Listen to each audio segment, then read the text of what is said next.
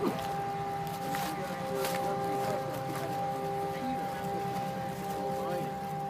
tuxedos would be gradually taken out of your pay.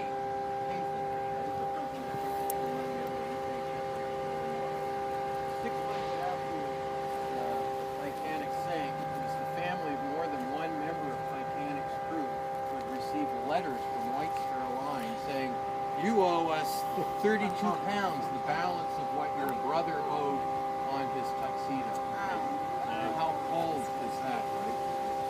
And again, and none of these people, crew, survivors, there's no insurance payout for anybody. That's it. The other thing that's important to remember is that when we think of Titanic and all these great ocean liners, we think of them as the playground of the rich, right? The bread and butter economy and the bread and butter accounts that pay for these enormous ships is the immigrant traffic. It's not the billionaires who are paying $2,000 a day to be in a first-class ticket. These great liners, again, the money that these great companies make comes from the movement of people like ourselves, regular people.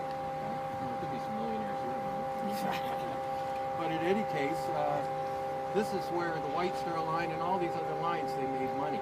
It's like literally sending. So 1,000 of the people that went down with Titanic are all down in steerage or third class.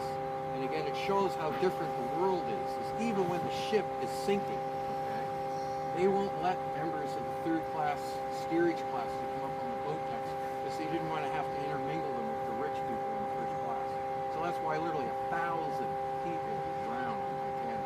And most of those folks, they don't get out of the ship because their way is blocked. Okay? They can't get out. They're locked inside the ship because they lock the doors to the upper boat decks. Again, you just can't have, I can say this because I come from bog-trotting Irishmen. You can't have bog-trotting Irishmen mixing with the Astors. That just wouldn't do. And again, there's an interesting story here. It goes with John Jacob Astor as well. In the Dalhousie University archives, in the presidential papers, different presidents of Dalhousie, there's a whole section. I worked there when I first graduated from university, and I went through the presidential papers at the turn of the 20th century. The private secretary to the president of Dalhousie University wrote a letter to the private secretary of John Jacob Astor. And it's really interesting to note, like you can read between the lines what he's telling him. He writes, Stanley Mackenzie, the president of Dal, his secretary writes, "Dear sir, of course we all mourn the tragic passing of Mr. Astor, but long and the short of it, he goes, if you'll be willing to send money here and make a donation to the university's endowment fund, we'll place a plaque at the gate of one of Dalhousie's college yards that will stand forever as a monument to the great chivalry that Mr. Astor displayed that night going down with the ship." Now this is before John Jacob Astor has even been sent back to New York for burial. And when you go through the file, I had to put all these letters together. About 10 days later, there is a letter from the office of John Jacob Astor. And this is John Jacob Astor's personal secretary. Secretaries for men of great wealth like this, more often than not in that time period, are men. Again, he'd be like someone that knew Astor very well. Okay? He'd be with him every day in the office. So the letter is basically goes, I'm paraphrasing, "I cannot believe that you've written this letter. This has to be like one of the letters worst taste I've ever received in my life. Mr. Astor has not even been buried in New York yet. Here it is, you're writing the family looking for money."